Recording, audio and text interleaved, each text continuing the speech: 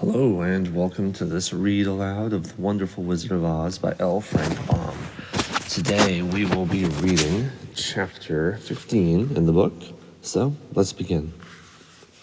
Chapter 15, The Discovery of Oz the Terrible. The four travelers walked up to the great gate of the Emerald City and rang the bell. After ringing several times, it was opened by the same guardian of the gate that they had met before.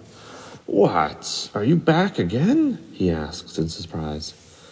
"Do you not see us?" answered Scarecrow. "Oh, but I thought you had gone to visit the Wicked Witch of the West." "Well, we did visit her," said the Scarecrow. "And she let you go out again?" asked the man in wonder. "Well, she couldn't help it, for she melted," explained the Scarecrow. "Melted? Well, that is good news indeed. Who melted her?" "It was Dorothy," said the Lion gravely. "Good gracious!" exclaimed the man, and he bowed very low indeed before her. Then he led them into his little room and locked the spectacles from the great box on all their eyes, just as he had done before.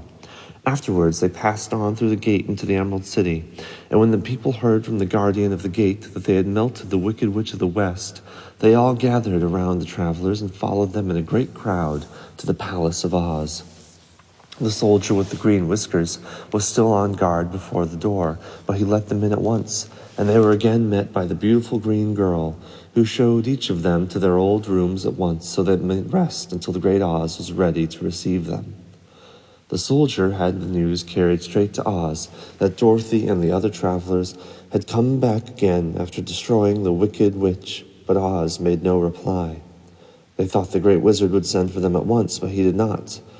They had no word from him the next day, nor the next, nor the next.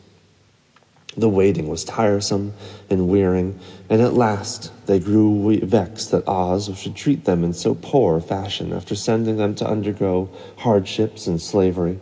So the Scarecrow at last asked the green girl to take another message to Oz, saying that if he did not let them in to see them at once, they would call the winged monkeys to help them and find out whether he kept his promises or not.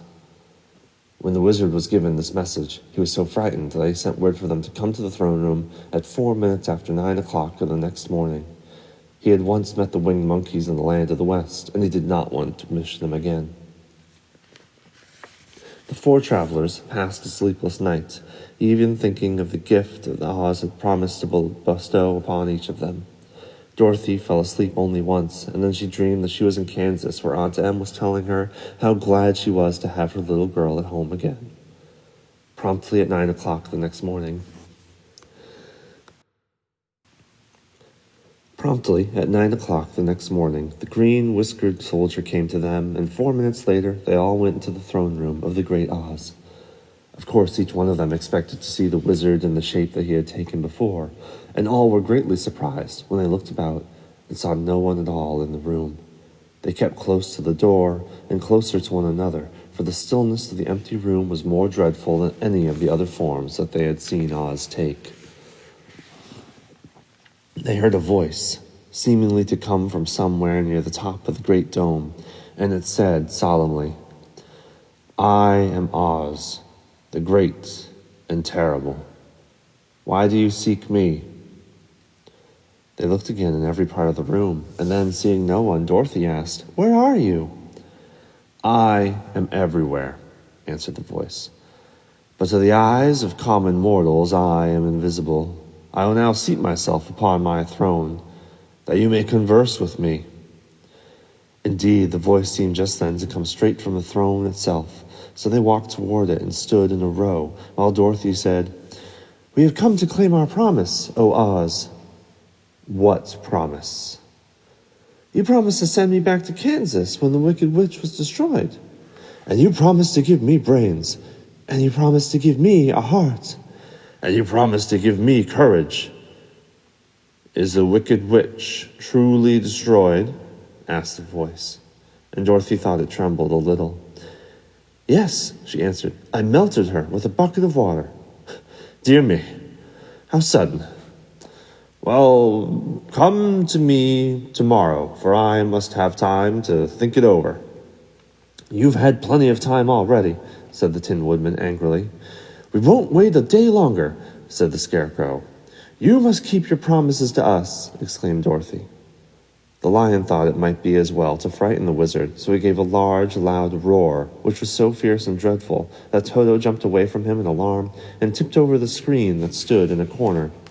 As it fell with a crash, they looked that way, and the next moment all of them were filled with wonder, for they saw, standing in just the spot the screen had hidden, a little old man with a bald head and a wrinkled face, who seemed to be as much surprised as they were. The Tin Woodman, raising his axe, rushed towards the little man and cried out, "Who are you?" I'm Oz, the Great and Terrible," said the little man in a trembling voice. "But don't strike me, please, don't. I'll do anything you want me to."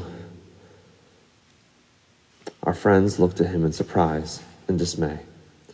"I thought Oz was a great head," said Dorothy. "And I thought Oz was a lovely lady," said the Scarecrow. "And I thought Oz was a terrible beast," said the Tin Woodman. "And I thought Oz was a ball of fire," exclaimed the Lion. "No, you are all wrong," said the little man meekly. "I have been making believe." Well, that's where we're going to pause today, because this is a very long chapter. Come back tomorrow and we'll finish this chapter of The Wonderful Wizard of Oz by L. Frank Baum.